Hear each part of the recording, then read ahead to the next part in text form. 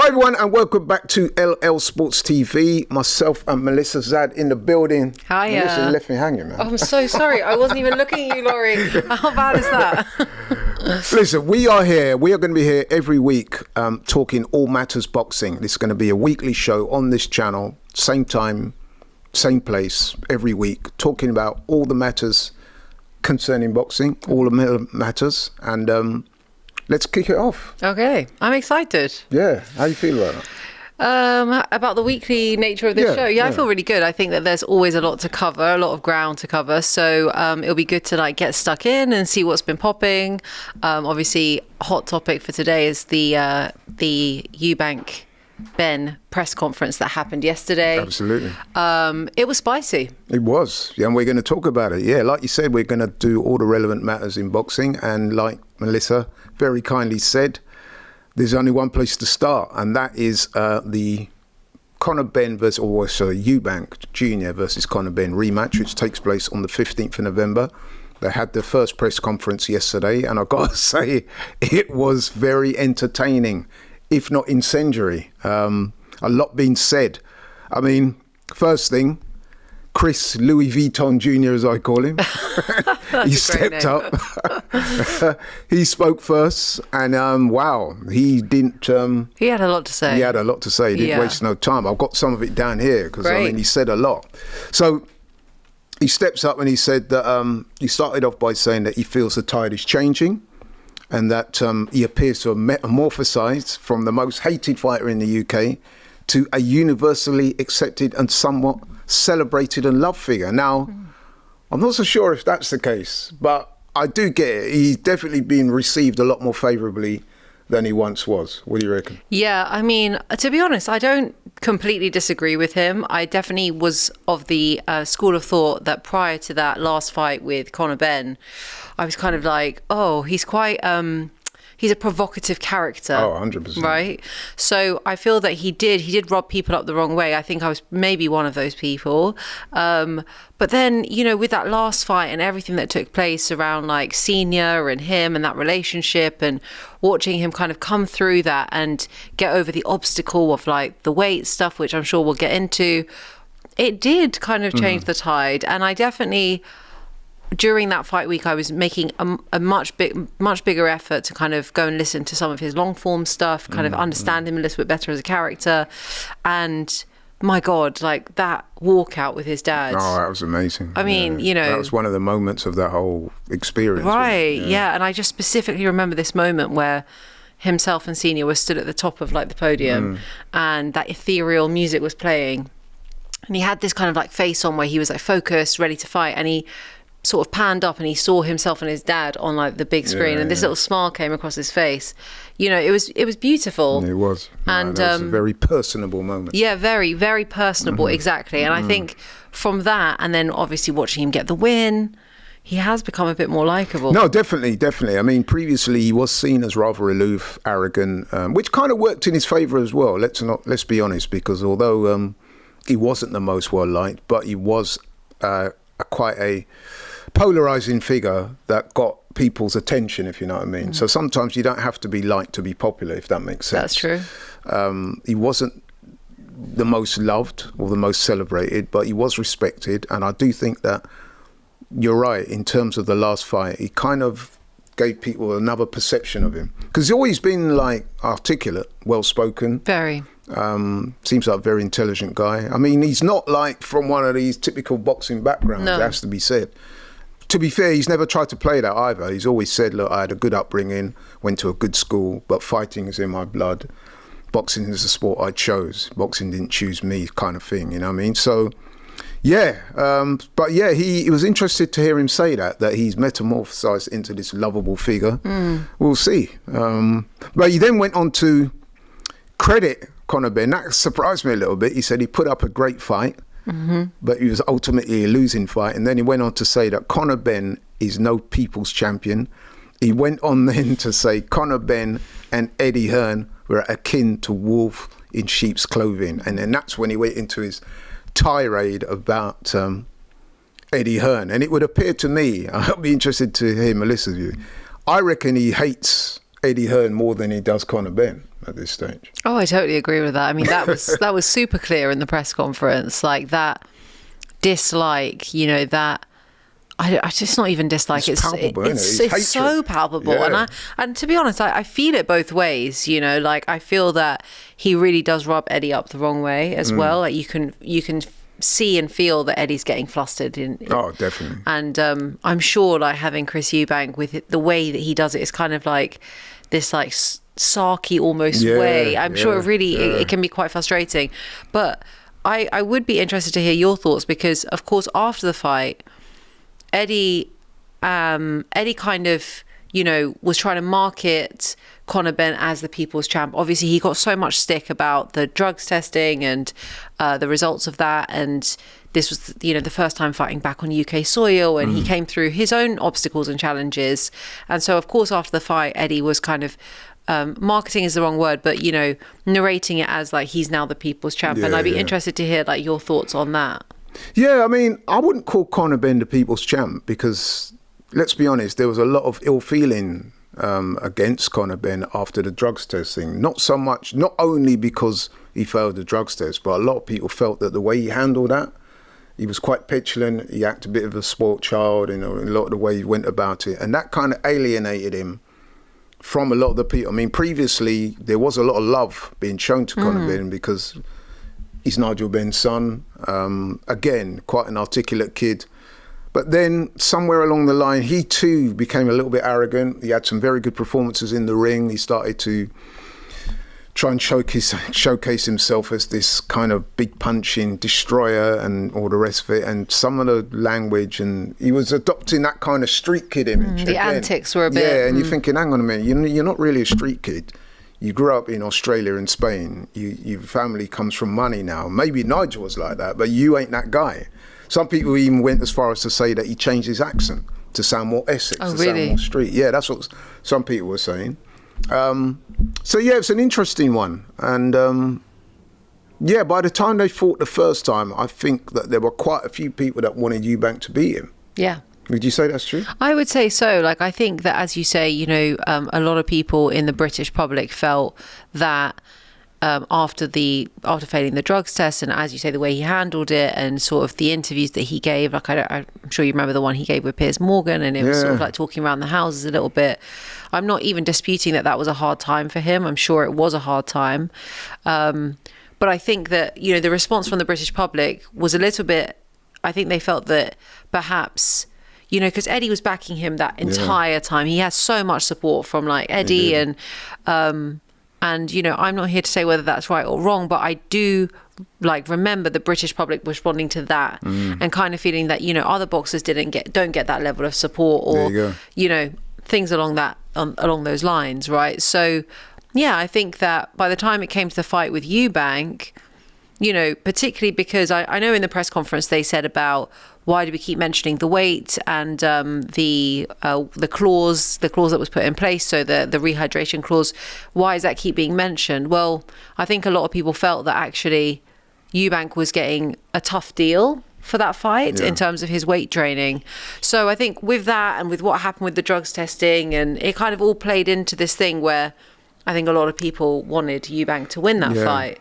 Yeah, I think, like I said, with Conor Benn, his image had been tarnished over that whole drugs thing. I think there was two things I took from that. Number one, I think Conor, regardless of whether you think he was guilty of taking the drugs or not, I mean, it doesn't look very good for him, all the egg stuff, and that seemed a bit superfluous to me. But the one thing that stood out for me is that he didn't take accountability for any of his actions. He didn't seem to show any contrition for it. I'm not saying that he should apologise. If he's saying, I didn't take any of this stuff, but I just wanted him to show a little bit more humility about it. He did come across as quite arrogant at times. I mean, the onus is on you to prove that you didn't do it. At times it appeared that he was almost being a little bit blasé and arrogant about even people questioning him. And then the second thing that I took from that was that Eddie Hearn, let's be honest, man, he was...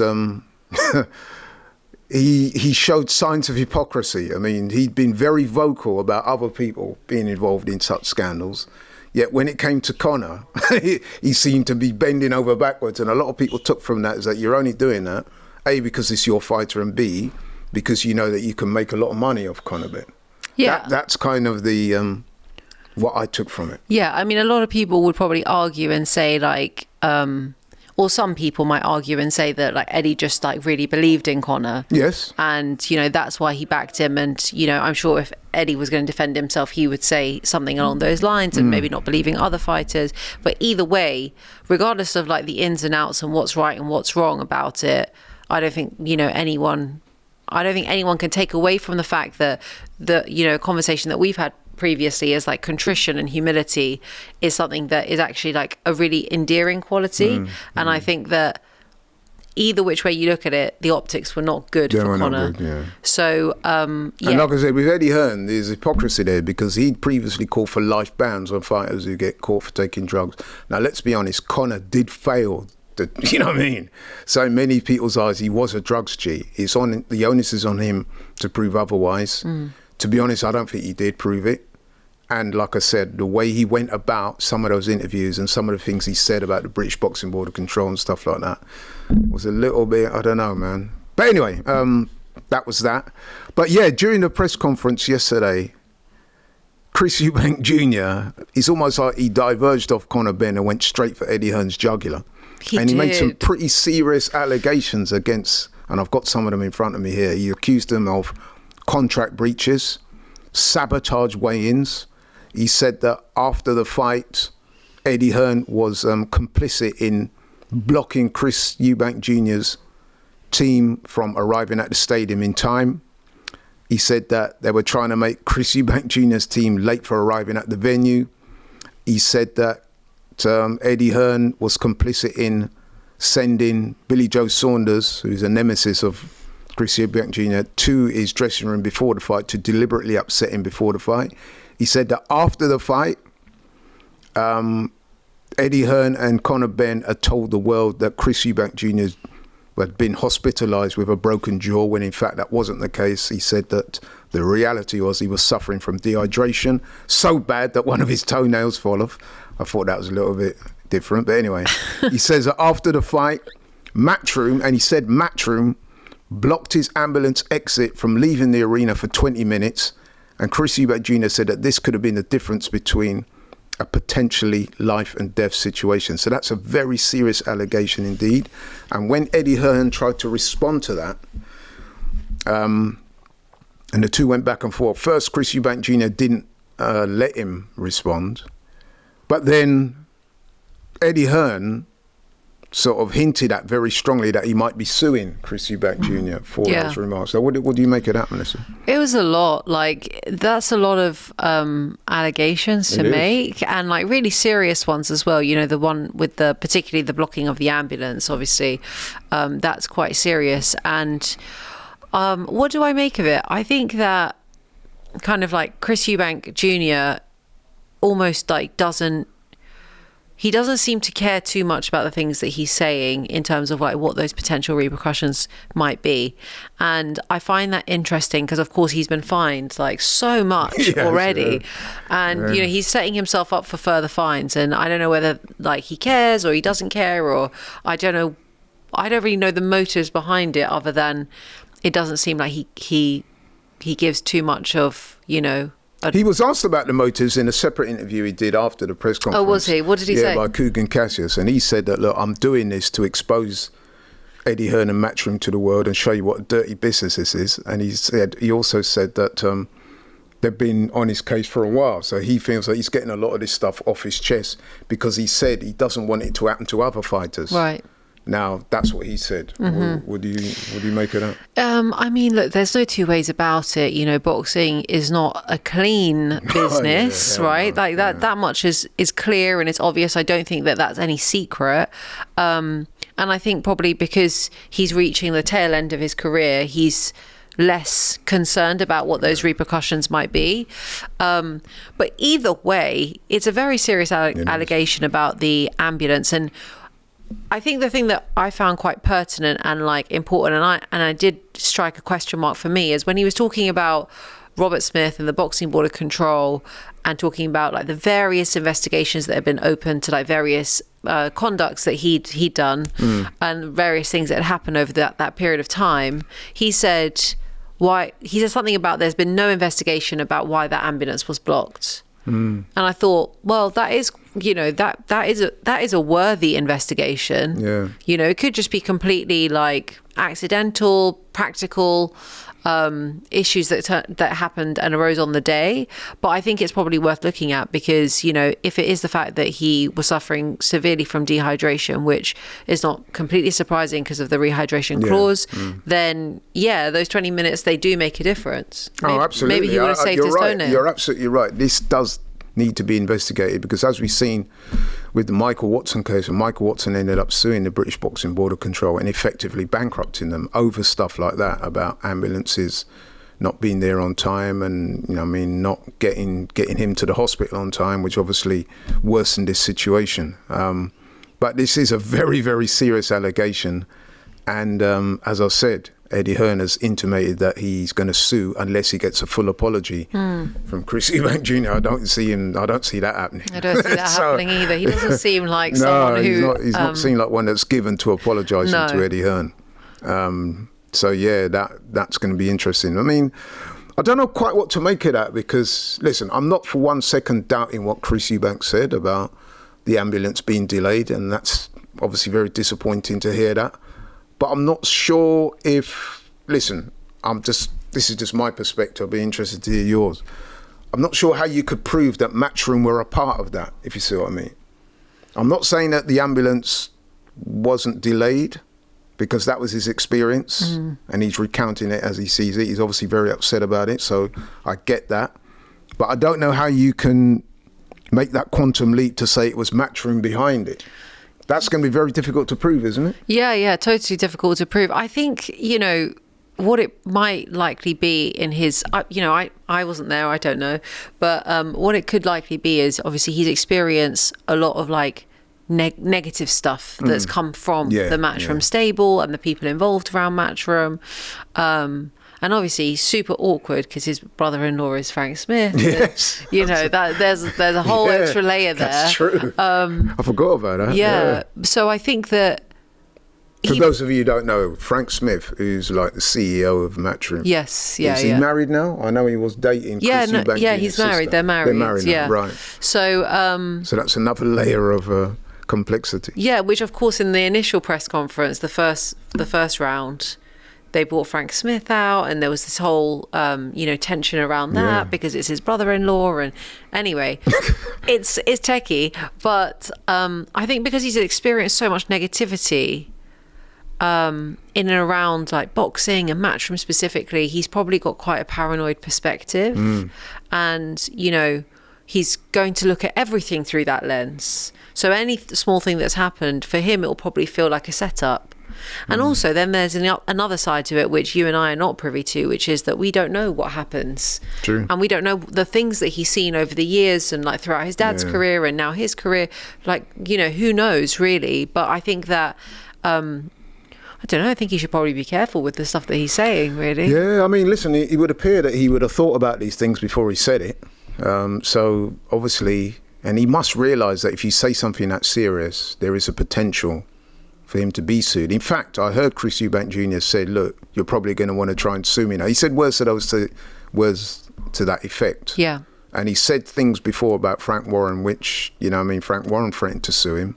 He did have to apologise. They sorted it out behind the scenes. But this one is arguably even worse than the stuff he said about Frank Warren. Because on that occasion, he called Frank Warren a scumbag. And one or two other things, and Frank, Frank's quite litigious. Yeah, he is. So he was like, yeah, right. Whereas Eddie Hearn is less so. But here, the allegations are a bit more serious. Yeah, they're very serious. Now, Melissa, you mentioned the British Boxing Board of Control. Now, Chris Eubank Jr. just didn't have a go at Conor Benn and Eddie Hearn. He also had some choice words for the British Boxing Board of Control, namely Robert Smith, who's the CEO. He's the head honcho of the British Boxing Board of Control. And Chris Eubank Jr. also had some scathing words to say about him. And he said that Robert Smith, he called him a scumbag, and he said that he too was complicit in some of the contract breaches. Number one, he said that Robert Smith allowed Conor Benn to fight in what he called horsehair gloves, despite that not being in a contract. Yes. So he was very upset about that. He said that Robert Smith was complicit in allowing Billy Joe Saunders to try and enter his dressing room to disrupt him prior to the fight. Again, pretty serious allegations. And then he went on to say, he said that, look, I've been fined numerous times by the British Boxing Board of Control, a lot of money I've had to pay to them. And then he said, where is this money going? Good question. Again, this is quite a, you know what I mean? He said, look, where's this money going? He'd like to know. He'd like some transparency as to where the money is going, because he doesn't think that the money... In fact, he said something, words to the effect like the money is going to the fat cats of the British Boxing Board of Control rather than go to good causes. Again, that is a very serious allegation to make. Yeah. I mean... Gosh, he's so. He was on one. He was on one. He really was on one. Made for a very interesting watch. I mean, if nothing else, it made for an interesting watch. But you know, as he was saying that stuff about like where is all this money going, and like I thought he made some really good points about it should be going to like boxing communities and like helping boxers with like medical bills and things like that. I thought that's a really nice idea. But obviously, the British Boxing Board of Control are not a charity, so I don't know if that's in their wheelhouse. But yeah. He did make some pertinent points, because we would have thought that the money that they do get does go towards stuff like that. And obviously, Robert Smith will have a chance to answer those accusations. Yes. But nevertheless, it's pretty scathing stuff, really, isn't it? Yeah, it is. And it's in full public view. It doesn't make Robert Smith look very good. I mean, Eddie Hearn responded about the horsehair gloves thing, and he said, look, the gloves were approved by the British Boxing Control and that there was no problem with it. And he said with the Billy Joe Saunders thing, which there is some degree of truth in that, he said that you can appoint a person to go and inspect the gloves on behalf of the fighter. And what Eddie Hearn was saying, that Conor Benn had selected Billy Joe Saunders to go there. I mean, there was a little bit of mischievousness in that, given that Billy Joe Saunders and Chris Eubank Jr. absolutely loathe each other. Yeah. And everybody knows that. So that was a little bit mischievous. Do you feel that Conor Benn, it was genuinely Conor Benn that appointed Billy Joe? Well, somebody somewhere come up with the idea, and maybe Conor Benn thought, yeah, you know what, let's wind him up before fight time. These things like that do happen. Yes, we know this. But that allegation there about, you know what I mean, the money not going to the right places is a serious thing to say. Yes. You're basically accusing a man of misappropriating money. Yes. You know what I mean? So, wow. I just wonder, like, at what point, you know, when he knew the press conference was coming up, it would just be, from a psychological perspective, it would just be interesting to me to find out, at what point did he decide he was just going to go out there and put everyone on blast in such a way? Yeah. And, you know, he does it in this, like, manner, which is, like, honestly, it's impressive that he can keep his cool, because he's very, like, articulate. He says it like it's all very factual. Obviously, we don't know if it's factual. No one's saying that it is or it isn't. But, yeah, it's... Yeah, I hear you, because the delivery is very cold. Yeah, the delivery is cold. He takes the emotion out of it. Yes. He's very matter of fact. It's almost like he's in a court. Yes, yeah. And the way he composes himself before he delivers these lines, I've got to say, he's quite an impressive individual. Yeah, he's impressive. In that way. Yeah. You know what I mean? He's very cold with it. He's not shouting and screaming. He's very matter of fact, which makes you think that he must have thought about this beforehand. Definitely, because I don't think it's random or spur of the moment. It's not reactionary. No. Because you can see when, like, people are responding to him that's reactionary. They're reacting off the stuff that he's saying. But even then, he manages to, like, keep quite a level head. He does. Which, yeah, I mean, it says a lot about his, like, nerves in the moment, right? Yeah, he's interesting. Very much so. And then, interestingly enough, when I saw some of the post-press conference interviews, they did a round of interviews with the likes of Kugan Cassidy, IFL TV, and he never dialed any of that stuff back. He doubled down on it. You know what I mean? He was like, yep, this is what happened. I didn't see that. I don't care, you know what I mean? I'm going to speak my mind. I've got the cojones to follow through with this. I don't care what they do. You could sue me if you want.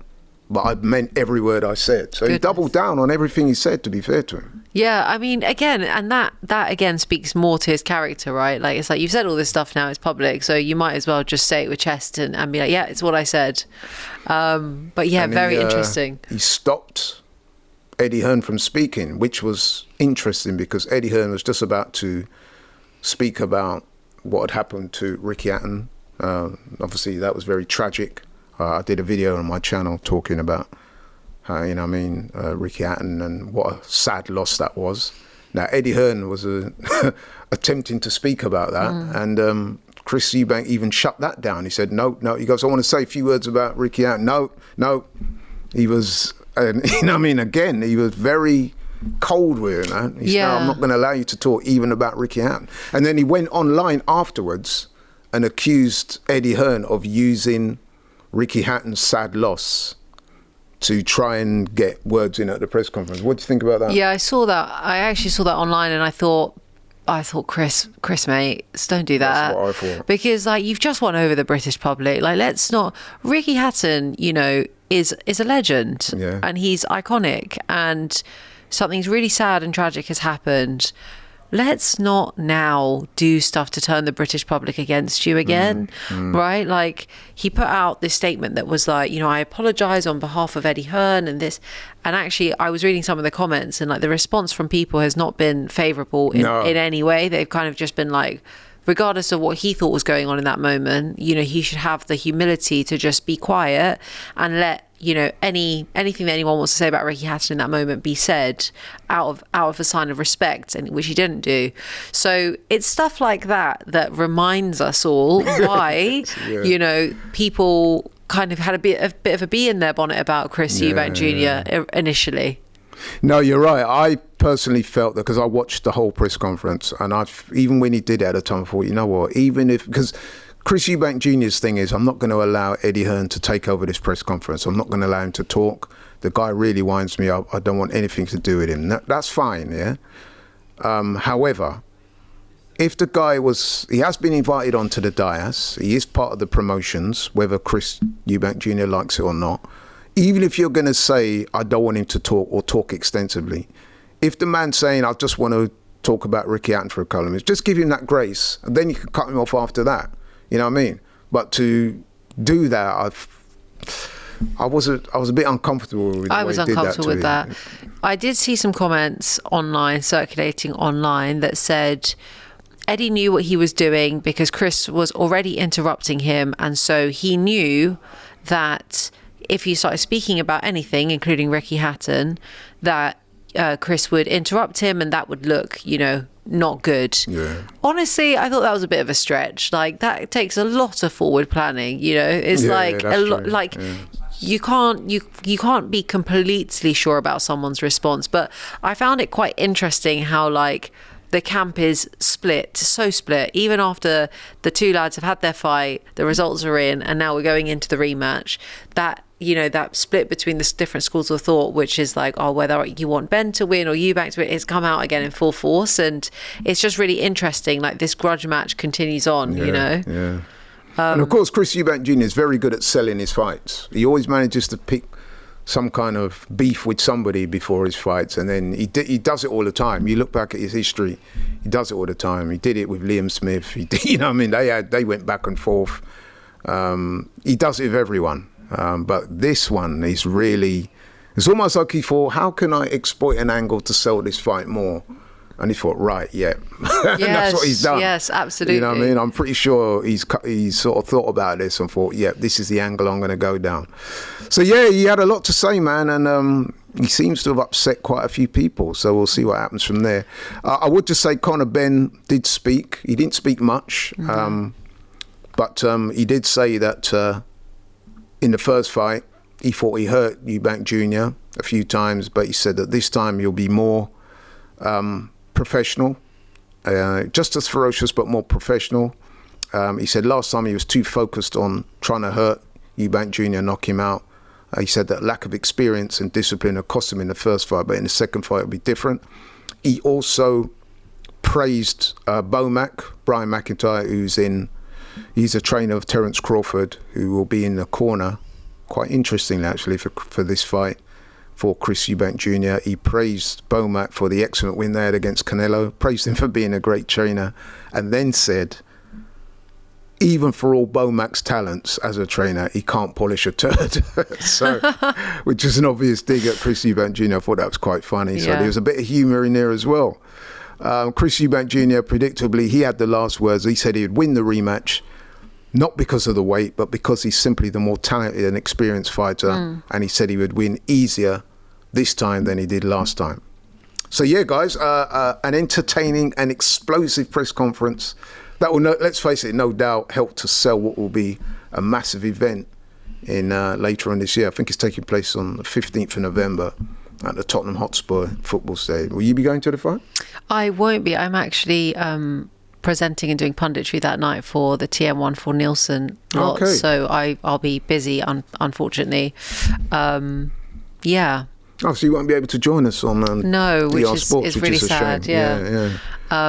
But yeah, the stage is set, man. I mean, that was a press conference. I've got to say, man, that was one of the most entertaining press conferences I've seen, even by Chris Eubank Jr. standards. Yes, yeah, it really was. I have to say, I did want to point out, like, I don't know if you would agree, but I kind of felt like the beef between the two boys had sort of settled a little bit. You know, like, of course they're not going to be like fast friends. No. Let's be honest. No. But it felt like the beef was really between Chris Eubank Jr. and Eddie Hearn, as opposed to Conor Benn and Chris Eubank Jr. So I thought that was quite interesting, and I do wonder how that will manifest itself on fight night. Right. You know, like, will that give Conor Benn the ability to not want to, like, take his head off, as he says, and smother his work? Or, you know, will that add a different dimension? It'll be interesting to see for sure. Yeah, very, very. I think that Chris Eubank Jr. is one of those guys, he enjoys that kind of thing, going back and forth. He's quite an adversarial type of guy. He likes to have an enemy in his fights. Like I said, there's a pattern of this. You look at his fights, he's always had something to say, whether it be George Groves, Liam Smith, Billy Joe Saunders. You can go way back. Whenever there's a big fight, Chris Eubank Jr., he's very good at this type of stuff. He loves the beefs, he loves the one-on-ones. You know, when they have the set twos across the table, he loves all, he buys right into all that. So that's part of the whole package with Chris Eubank Jr. Maybe that's the thing that gets him. Yeah, I think he's one ready. of those guys that needs that. You get some fighters, they don't need all that. They can just get straight to it. Chris Eubank Jr. needs an enemy. He needs someone to feed off. And I think Conor Benn's a little bit like that as well. He enjoys a little bit. I noticed that he's trying to play this one down a little bit. He's just letting Chris Eubank Jr. do most of the talking. For now. But, you know, I mean, he likes this stuff as well. So we'll see. Yeah, it'll be really interesting. Yeah, so we won't do a prediction at this stage. I mean, the fight is still some way off. Well, it's in November and we're still in September, so it's a couple of months away. I'm sure there'll be another press conference or two before then, and we will cover that on this channel. But in closing, Melissa, anything you want to say? Not really, just that I can't imagine how the rematch will top the first fight, but I'm very hopeful that it will, because that was an incredible night of boxing, and I'm sure this one won't disappoint either. No, you're absolutely right. I mean, when they had the first one, I think me and you spoke off camera and we were saying, look, do we really need to see it again? Because although it was a great night, I'm not sure if you could ever repeat those set of circumstances again to make it what it was. I mean, it was such a big show, you know what I mean? But they're trying with this one, you know what I mean? I must admit, when you get these types of press conferences where there's a lot of enmity and angst between the two camps, it does kind of make you anticipate the fight more, if you know what I mean? Yeah, I mean, beef sells, man, let's be honest. It does, doesn't it? And I was thinking about that conversation that we had, and at the time I was like, yeah, I don't know if we need to see it again. Yeah. Then after I watched the press conference, I was like, I could watch it again. Because this time it's almost like they're ramping up, well, certainly Chris Eubank Jr. is ramping up the hate levels, you know what I mean? He's really going in hard. Yes, absolutely. And I'll be very interested to see what happens now, because as I said, Eddie Hearn was quite adamant, unless I get an apology, we're going to be looking into suing him. And he did sound like he meant it. So we'll see, because I don't see Chris Eubank Jr. apologising. No. So we'll see what happens there. Yeah. But hey, that's our take on the press conference that's just taken place with Chris Eubank Jr. and Conor Benn and Eddie Hearn. Melissa, thank you so much for coming on. See, I didn't leave you hanging this time. No, I'm grateful for that. But we will be here next week, same time next week. We'll be talking all things boxing. So thank you so much for tuning in to LL Sports TV. New to the channel, please like, share and subscribe. Catch you on the next one. We're out.